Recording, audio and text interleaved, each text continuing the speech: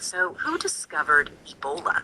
Well, Google it and you will get a collection of names, all of them white Westerners.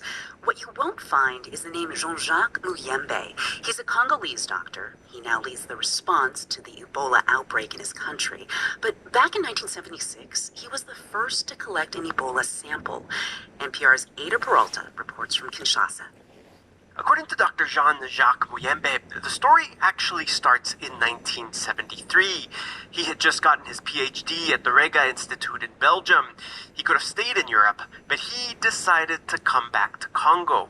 But when I arrived here, the conditions of work were not good. I had no lab, I have no mice for the experimentation, so it was very difficult to work here.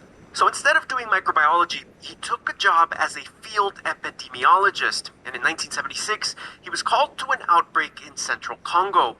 Lots of people had died of something that presented like yellow fever or malaria.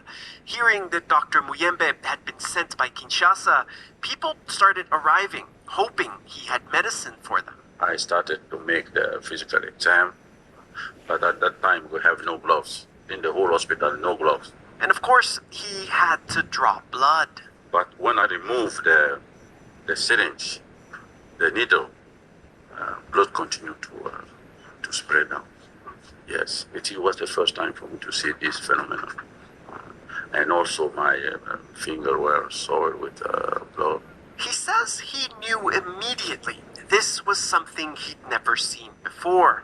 Some of the Belgian nuns in the village had been vaccinated against yellow fever and typhoid, and this disease was different. It was killing people fast.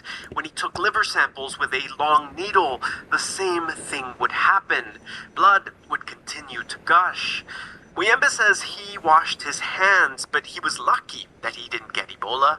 He convinced one of the nuns who had the disease to fly with him to Kinshasa. He took blood samples before she died and sent them to Belgium, where they had an electron microscope to try to identify the culprit. Scientists there and in the United States saw this was a new virus that caused hemorrhagic fever, and they named it Ebola. So as I told you, it is a consortium of research. But a lot of the history of Ebola has been written without your name. Yes, but you know this. Yes, it is not correct. It is not correct. His door opens. These days, Muyembe is a busy man. The Canadian ambassador came calling, the CDC, the WHO, all want to talk to him about the second largest Ebola outbreak in history. He's responsible for the response, so he says sorry, darts out the door, and jumps into a pickup truck that will drive against traffic to get him to the health ministry. The man who gets the bulk of the credit for discovering Ebola is Peter Piot. At the time, he was a young microbiologist at the Institute for Tropical Medicine in Belgium, and he received the blood samples sent by Dr. Muyembe. His book, No Time to Lose, however, only mentions Dr. Muyembe in passing, as a bright scientist constantly pressuring Piot for more resources. I asked Piot if he feels responsible for writing Muyembe out of the history of Ebola. I think that's a fair comment, but my book was not an attempt to write, let's say, the history of Ebola and so on, but more my personal experiences, more a biography in that sense. Today, Piot is the director of the prestigious London School of Hygiene and Tropical Medicine. He says at the time, African scientists were simply excluded. White scientists with a colonial mentality parachuted in, took samples, wrote papers that were published in the West, and took all the credit. But things, he says, are changing. Muyembe, for example, has received several international awards for pioneering the first effective treatment for Ebola. That reflects, I think, the power relations in global health and in science in general. One more thing. Dr. Muyembe has made a decision many thought unthinkable even a few years ago. He decided all of the blood samples collected during this Ebola epidemic will stay in Congo. So anyone who wants to study this outbreak will have to come to his institute. American scientists who have led the way in studying Ebola have privately expressed frustrations. But Piot says the decision was obviously made because of how African scientists have been treated.